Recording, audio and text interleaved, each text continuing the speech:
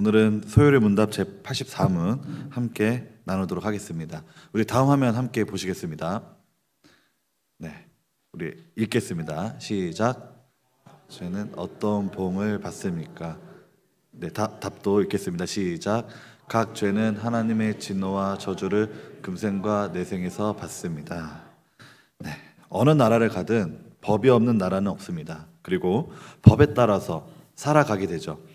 그리고 그 법을 지키지 않는 사람을 범죄자라고 합니다. 또한 어떤 법을 어겼는지에 따라서 법의 처벌을 받게 되죠.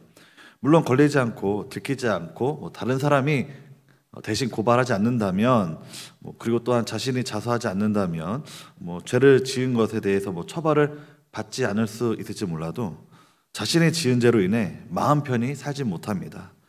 언제든 걸리면 바로 잡힐 수 있으니까요. 이게 바로 법입니다.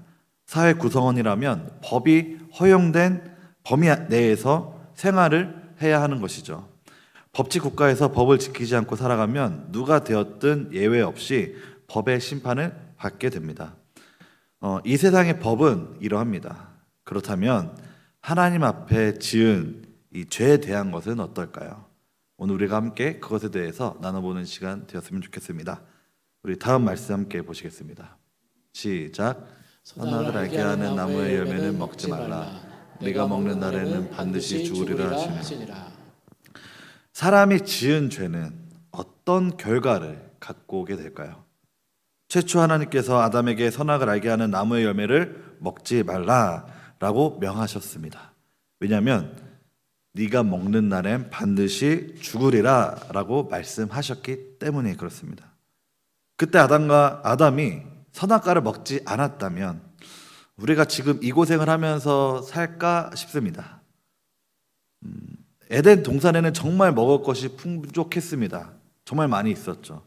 그런데 왜 하필 선악과를 드셔가지고 지금 우리를 이 고생에 빠지게 하셨는지 참 너무 괴롭습니다. 어찌 되었든 아담은 하나님 말씀에 불순종하였습니다.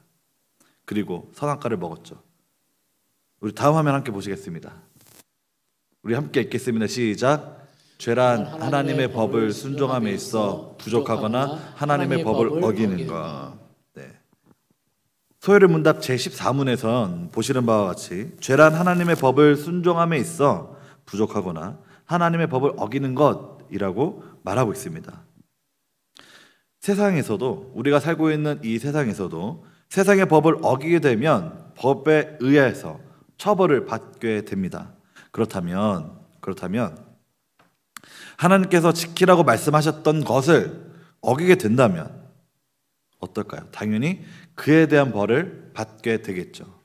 즉 아담은 하나님의 말씀에 순종하지 않고 선악을 알게 하는 열매를 먹은 것이 죄이며 그 죄값, 처벌은 곧 죽음입니다.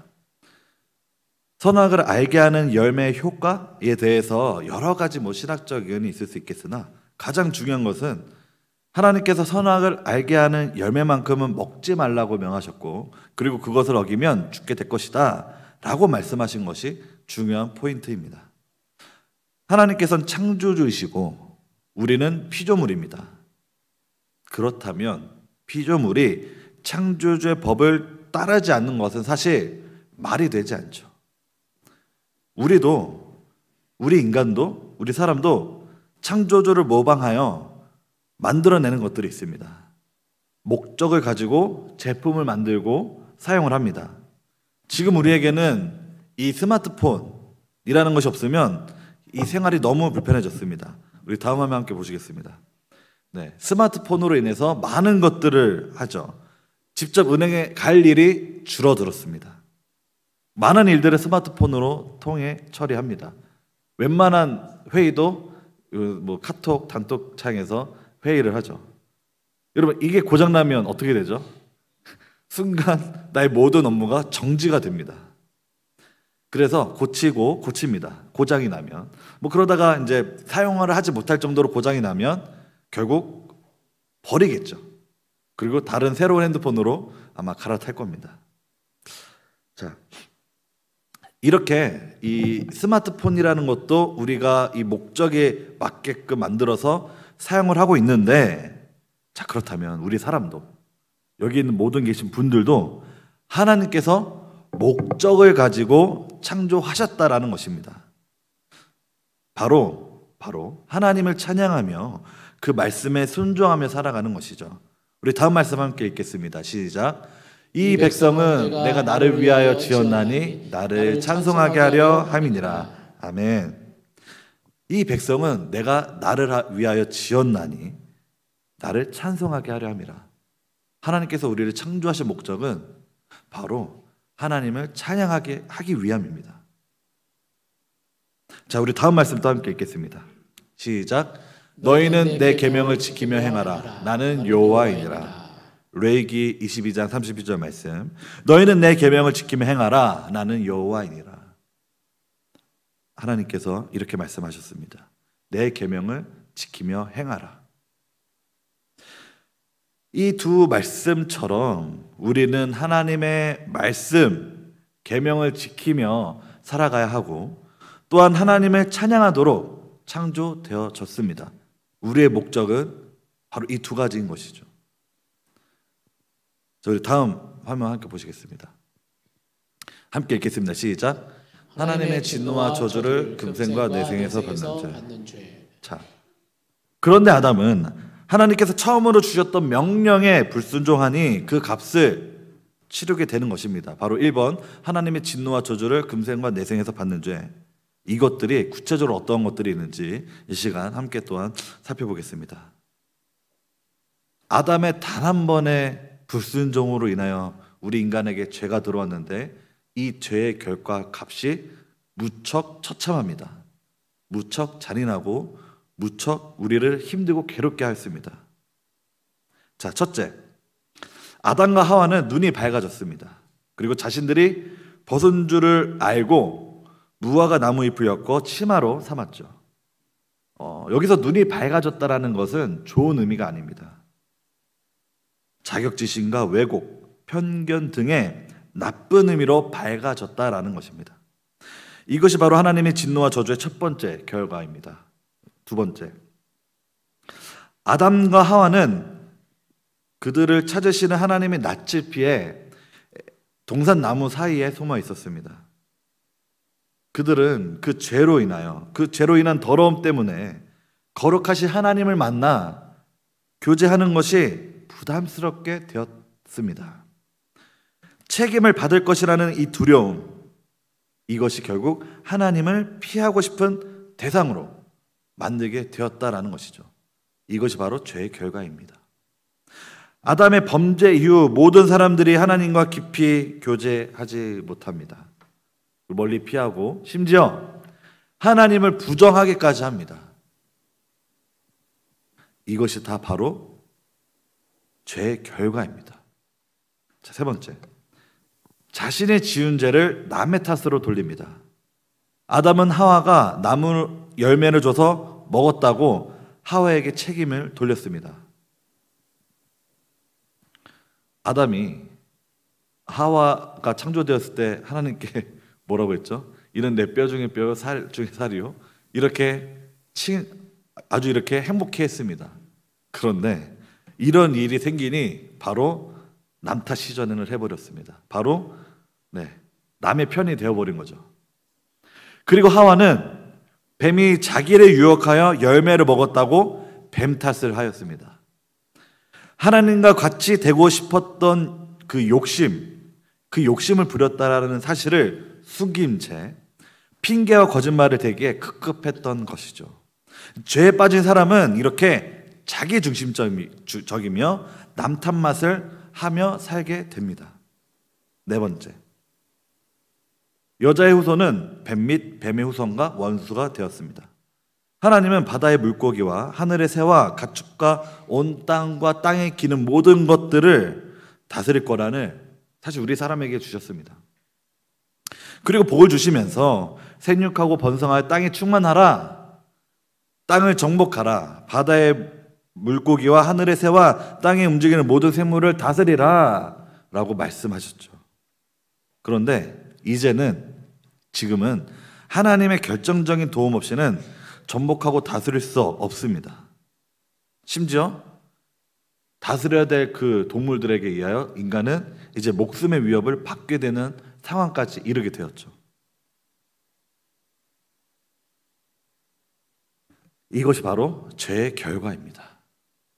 너무나도 안타깝죠. 다섯 번째, 여자에게는 임신하는 고통이 크게 더해졌습니다. 그래서 수고하며 자식을 낳게 됐죠. 또 여자는 남편을 원하지만 남편은 여자를 다스리려고 하여 긴장과 싸움이 발생하게 되었습니다.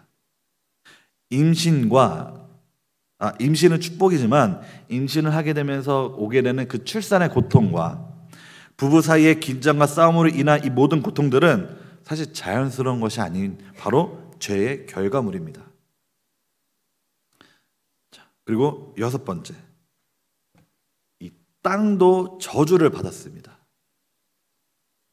그 결과 아담은 평생 수고해야 그 소산을 먹을 수 있게 되었죠.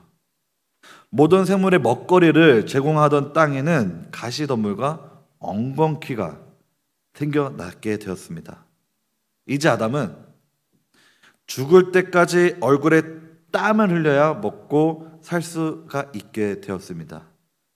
땅이 저주를 받지 않아 가시덤불과 엉겅퀴를 내지 않았다면 그렇게 농사하기가 어렵지 않았을 테지만 이미 죄의 결과로 인하여 땅까지도 변하게 되었습니다. 또한 땅에 가시덤불과 엉겅퀴가 생겨났다라는 것은 이와 연결된 이 기후와 이 생태계 전체에 이상이 생겼다라는 뜻입니다. 그리고 거기에 기초한 인간의 문명도 끊임없이 부침을 겪을 수밖에 없다라는 것이죠. 그러니까 아담의 범죄로 인하여, 아담의 죄로 인하여 인간만이 그 죄에 대한 결과값을 치르는 게 아니고 이 모든 땅들도 다 죄의 결과값을 치르게 된 것입니다. 그리고 우리 인간은 계속해서 땀을 흘리며 계속해서 살아가야 하지만 이 땅에서 생을 계속해서 이어나갈 수 있게 된 것이죠. 일곱째, 흙으로 지음받은 아담은 결국 흙으로 돌아가게 되었습니다. 선악을 알게 하는 나무 열매를 따먹은 결과 하나님이 말씀하신 것처럼 피할 수 없는 죽음이 찾아오게 된 것이죠. 사람은 누구나 죽습니다. 그런데도 많은 사람이 이 세상에서 천년 만년 살 것처럼 이 땅의 것들에 집착하며 죽음 이유를 준비하지 않습니다. 정확하게 말한다면 죽음 이유를 어떻게 준비해야 하는지 모르죠. 그래서 죽음이 왕노릇합니다. 다들 이 세상에서 이 땅의 것들을 집착하면서 살아가지만 죽을 때가 되면 다들 죽기 싫어합니다. 하지만 우리 크리스찬들은, 우리 신자들은 이 죽음이라는 것이 원래부터 자연스러운 인생의 종착점이 아닌 것임을 알고 있죠. 이 죽음이라는 것은 단지 죄로 인해 생긴 결과값일 뿐입니다. 아담과 하와의 죄에 대해 하나님이 진노하시고 저주하신 결과로 주어진 벌일 뿐입니다. 사실 우리는 죽음을 경험하지 않아도 됐던 것입니다. 하지만 그러나 죄의 삭은 사망이기 때문에 우리는 실제적인 육체의 죽음까지 경험을 하게 되는 지경까지 이르게 된 것이죠. 우리는 왜 모든 인간이 죽어야만 하는가라고 생각해야지 이 죽음이라는 것을 당연히 다 죽으니까 그래서 당연한 거 아닌가라고 해서는 안 됩니다. 이 죽음이 죄에 대한 하나님의 보응임을 알아야 그 해결책에 관심을 두고 길을 찾을 수 있게 되는 것이죠. 그렇기 때문에 우리는 이 죽음이 끝이 아닌 내세가 있다는 것을 우리가 알고 믿기 때문에 그래서 우리는 계속해서 전도를 하는 것입니다. 아직도 죄에 빠져 있는 영혼들에게 향하여 주의 복음을 제시하는 것입니다. 돌아오라고. 자, 그리고 여덟 번째, 아담과 하와는 에덴 동산에서 쫓겨났습니다. 그 이후로 사람들은 자기 방식대로 에덴 동산을 만들어 보려고 시도를 했지만 모두 실패했죠.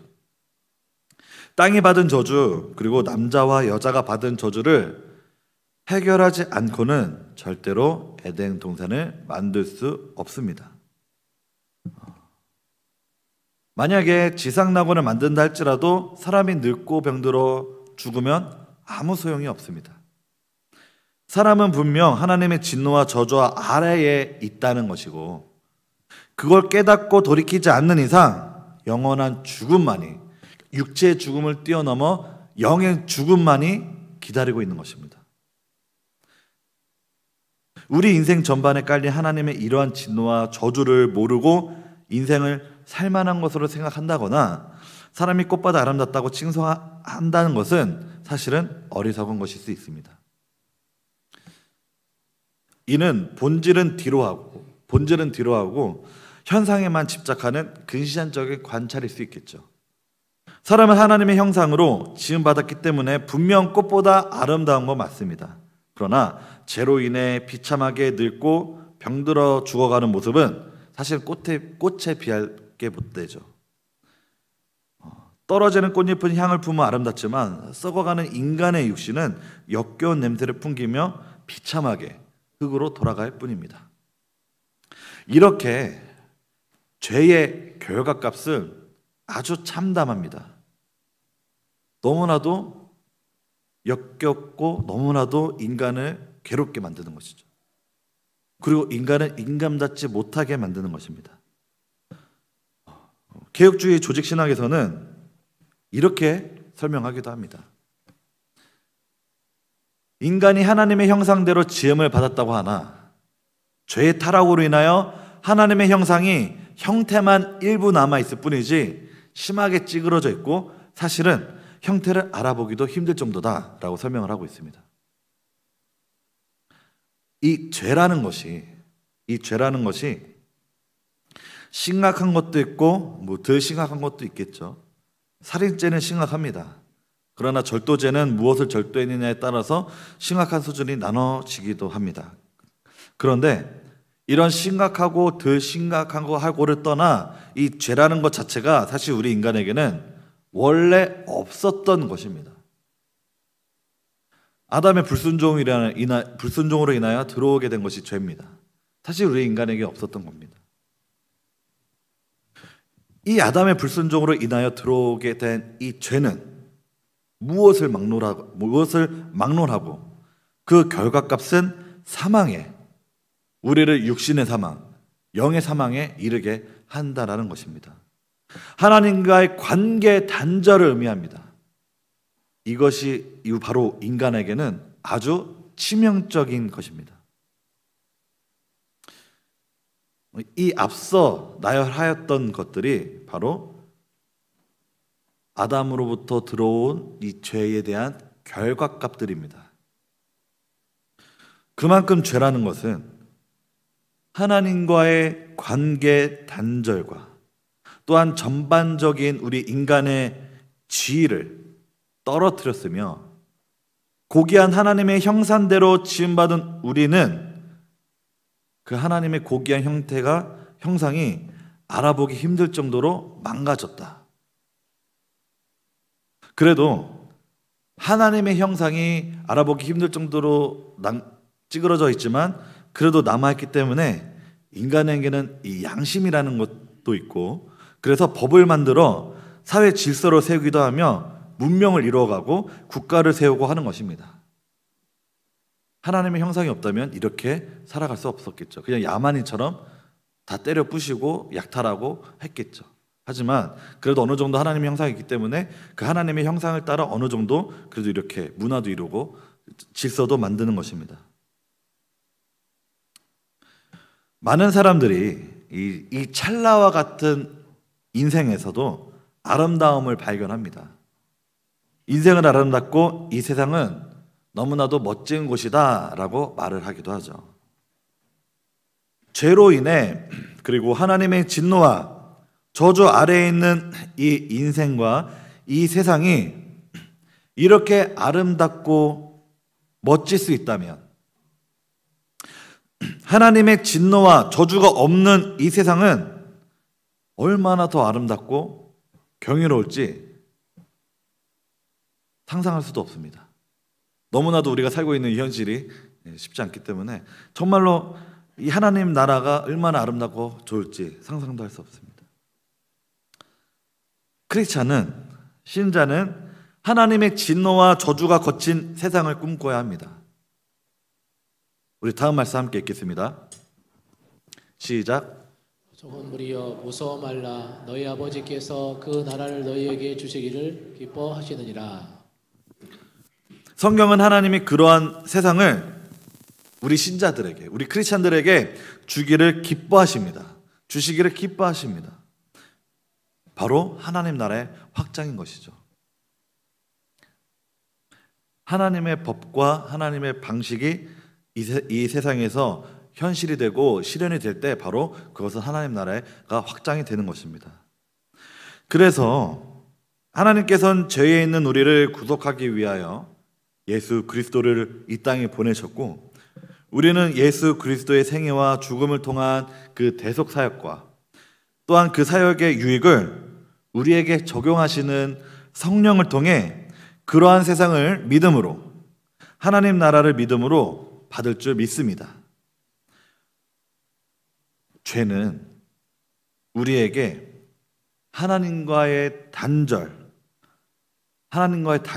그리고 세상에서의 고생, 고난, 그리고 육의 죽음과 영의 죽음을 가져다 주었지만 예수 그리스도께서는 하나님과의 관계의 회복과 또한 영원한 생명을 주신 줄 믿습니다. 그래서 우리가 이 믿음을 갖고 오늘 또한 살아가기를 원합니다. 그리고 우리가 이 죽음에 대해서 너무나도 당연하게 생각하는 것이 아닌 다시 한 번 더 이 죽음은 죄에 대한 결과값임을 우리가 알고, 그래서 우리가 결국에는 우리도 다 죽겠지만 영까지 죽는 것은 아닙니다. 우리는 육이 죽으면 하나님이 계시는 그 천국으로 가게 될 것입니다. 우리는 이제 구원을 받았기 때문에 그렇게 되는 것이죠. 그리고 마지막 때에 우리의 육까지 다 부활하게 될 것입니다. 하지만 우리는 그렇게 될 것인데 아직 예수 그리스도를 듣지 못해 믿지 않는 자들은 결국에는 영원한 죽음에 이르게 될 것입니다. 우리는 그것을 방치하고 그냥 방임할 수는 없습니다. 우리의 의무는 하나님의 말씀대로 살아가는 것입니다. 바로 그것은 무엇이냐면 바로 주의 복음을 전하는 것도 포함이 됩니다. 그래서 우리가 계속해서 우리 주변을 관심을 갖고 계속해서 주의 복음을 전하게 되는 우리 영암교회 성도님들 다 되시길 축복합니다. 자, 기도하겠습니다. 하나님 감사합니다.